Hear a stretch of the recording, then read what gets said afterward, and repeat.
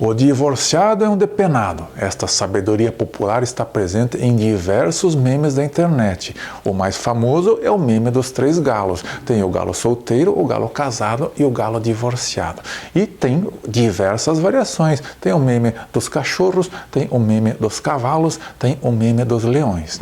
Curiosamente, são raros os memes referentes à mulher divorciada. E aqueles poucos que existem são bem diferentes do meme dos homens divorciados.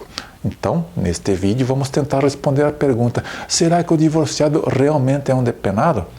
Vamos recorrer a 3 casos práticos e vamos usar aqui 2 conceitos de justiça. Primeiro, o conceito de justiça formal e o conceito de sentimento de justiça. Justiça formal é aquela que se materializa nas decisões do juiz da vara de direito. E sentimento de justiça é aquele que brota na cabeça de qualquer pessoa que analisa um caso específico de divórcio. Radamés Manosso, aqui em Curitiba. Caso número 1. Vamos analisar a situação do homem que traz patrimônio significativo para o casamento. É o caso do Gumercindo e da Genoveva.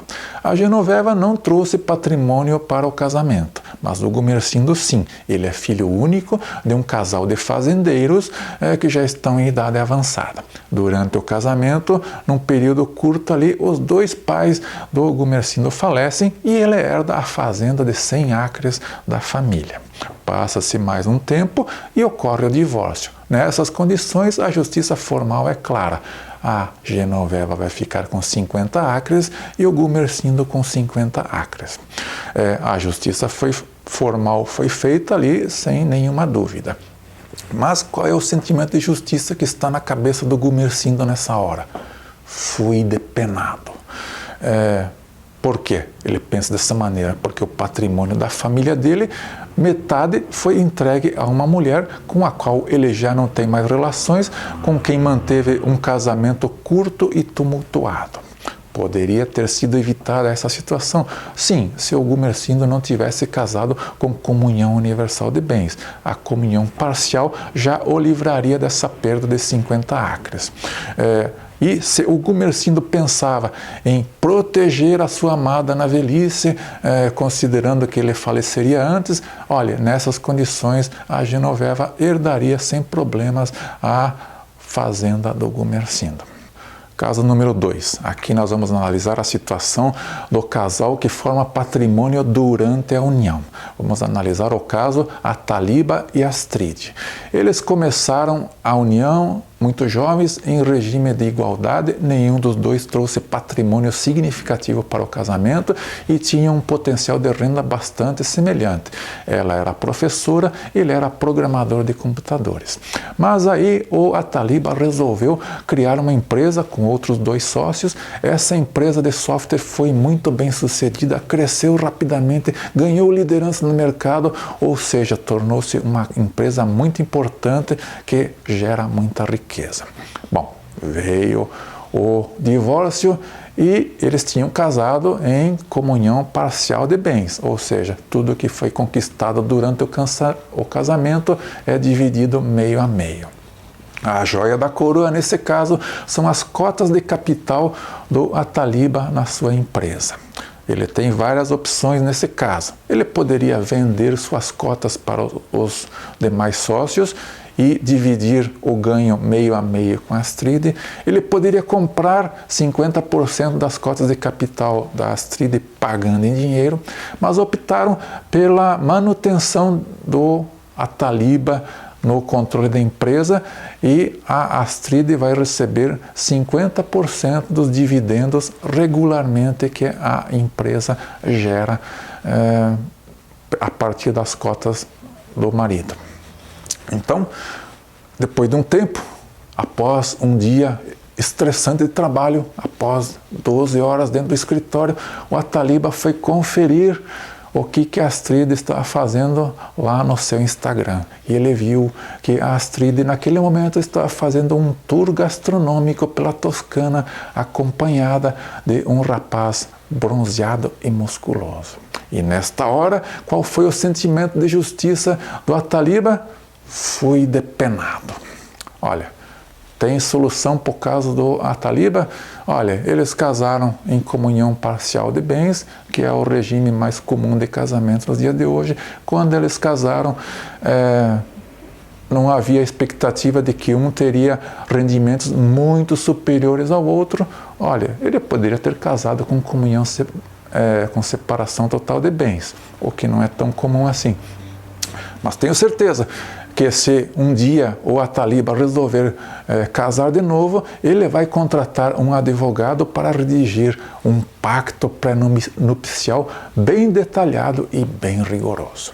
Caso número 3, vamos analisar o casamento de Josivaldo com Jocilene. É a situação mais comum, é a situação dos casais que não têm muito patrimônio a partilhar. Eles não trouxeram patrimônio significativo para o casamento, tudo que eles conquistaram foi conquistado durante a vigência do casamento. São um casal de meia idade com filhos adolescentes. Josivaldo é contador, Jocilene é cabeleireira freelance. Vamos ressaltar que neste caso, para ambos haverá uma perda significativa de qualidade de vida, tanto para o homem como para a mulher. Mas veremos que a queda de padrão de vida do Josivaldo é mais acentuada. Eles têm o seguinte patrimônio: uma casa quitada de 100 metros quadrados, a mobília que está dentro da casa e um maréia automático. Eles chegam a um acordo de partilhar da seguinte maneira: Jocilene continuará morando com os filhos na casa do casal, porque os filhos têm amizades no bairro, estudam no bairro, blá, blá, blá, blá. Enquanto que o Josivaldo vai morar em uma casa alugada, num bairro mais afastado, uma casa menor. A queda de padrão de vida do Josivaldo é visivelmente mais acentuada neste item. Como o Josivaldo deixou a casa em que ele tem direito a 50%, ele teoricamente pode receber aí um meio aluguel da Jocilene pelo uso da casa onde ele tem participação.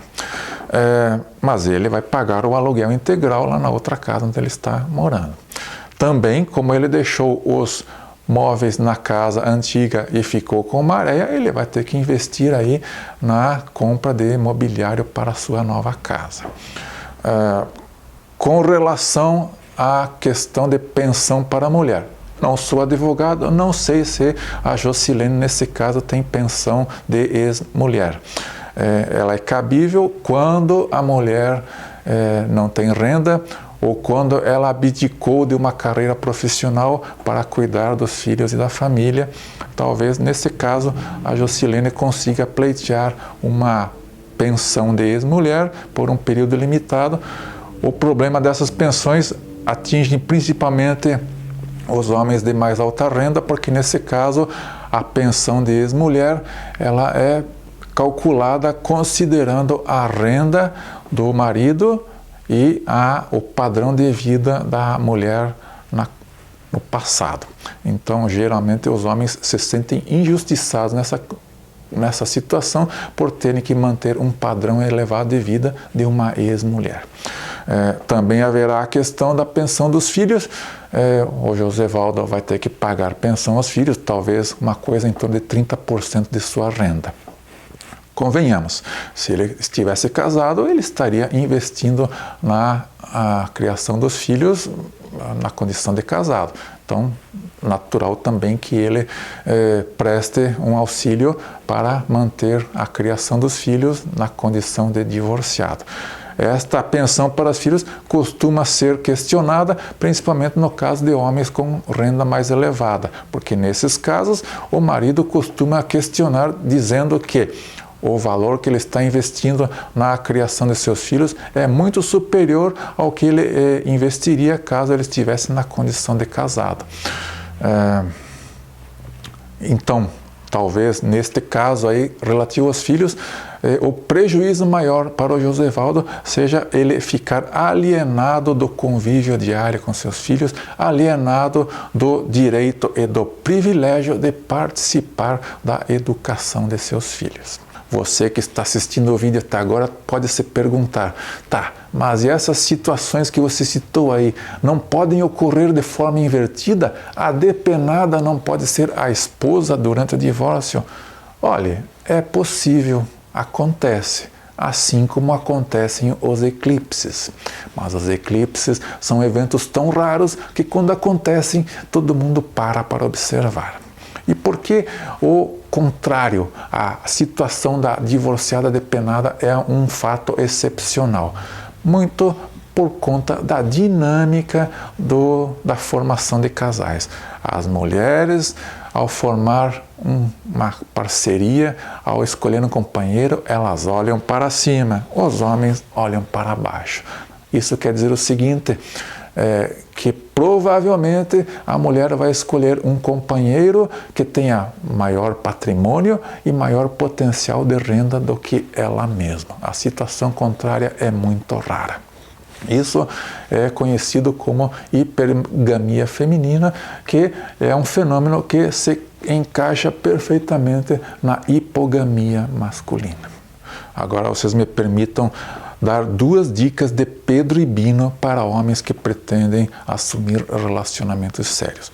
Vou partir do princípio que há 3 tipos de homem frequentando aqui o canal. O homem pílula azul, o homem pílula vermelha e o homem pílula preta. Para o homem pílula preta, o homem black pill, não tenho nenhuma dica a oferecer. Você não vai casar, você não precisa de dicas. O homem pílula azul, este vai dizer para mim o seguinte, olha, Radamés, eu nem sei se preciso de dicas, estou terrivelmente apaixonado pela minha noiva, nós vamos nos casar, nós vamos transar muito e seremos felizes para sempre. Olha, para você, homem blue pill, eu só tenho uma coisa a dizer, quero mais é que você se foda, você merece. Então, vamos às dicas agora para o homem pílula vermelha. E qual é o princípio ativo da pílula vermelha? É uma substância chamada racionalidade. A racionalidade acrescenta muitas vantagens na questão dos relacionamentos. A dica número 1 é a seguinte, assista filmes indianos na internet. Assisti recentemente um filme indiano na Netflix em que mostra a vida de um casal desde o namoro até o casamento. Lá na Índia, quando um casal quer se unir, os pais do noivo vão visitar os pais da noiva. Eles fazem lá uma confraternização e nesta reunião familiar, os pais da noiva apresentam as qualificações da noiva para o casamento, o que ela tem a oferecer. Da mesma forma, os pais do noivo apresentam todas as virtudes, as qualidades e as vantagens do noivo no casamento. Depois disso, eles entram numa discussão aberta sobre aspectos práticos de patrimônio, renda, divisões, compromissos, enfim. Lá na Índia, o casamento é encarado como um negócio, como um empreendimento. Aqui no nosso Brasil ocidentalizado, o homem geralmente escolhe a sua parceira baseado ali no amor romântico, naquele ideal romântico de amor que é muito difundido ali na literatura, nos filmes de Hollywood. Então, este homem, ele escolhe a sua parceira baseado ali num sentimento, ele encontra a sua companheira, ela é maravilhosa, é com ela que eu vou casar. Mas atenção, é só o homem que tem essa atitude. Provavelmente a donzela escolhida opera no modo indiano. A segunda dica é sobre direito de família. Você, homem, estude esse assunto com cuidado. Estude quais são os regimes de casamento que existem no Brasil, comunhão universal, comunhão parcial, separação total de bens, pacto pré-nupcial. Estude também como são as condições de separação, o que acontece na separação, pesquise sobre pensão para ex-mulher, pensão alimentícia para filhos, como é feita a partilha dos bens. Olha, esteja bem informado sobre esses assuntos. Só tem vantagens em você estudar essa questão. Se você é homem e está pensando em assumir um relacionamento sério, tenha em mente que as chances deste relacionamento terminar em divórcio são de 50% na atualidade. Mas se você assumir a postura racional, se você tomar a pílula vermelha, se você colocar os pés no chão, aí você pode ampliar significativamente as chances de você obter um relacionamento duradouro e estável. E se porventura este relacionamento terminar em divórcio, aí você estará um pouco melhor calçado. Você não entrará para aquelas estatísticas dos homens divorciados que têm aquele sentimento na cabeça: fui depenado. Obrigado por assistir. Estamos à resistência.